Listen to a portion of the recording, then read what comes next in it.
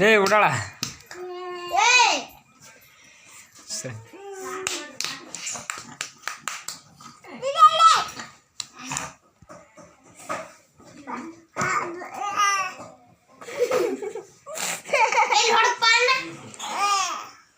ಸರಿ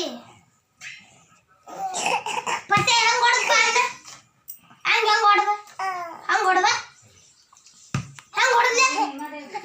ಹಂಗ ಹೊಡೆದಪ್ಪ ಹಂಗ ಹೊಡೆದ ಹಂಗ ಹೊಡೆದ ಹಂಗ ಹೊಡೆದಪ್ಪ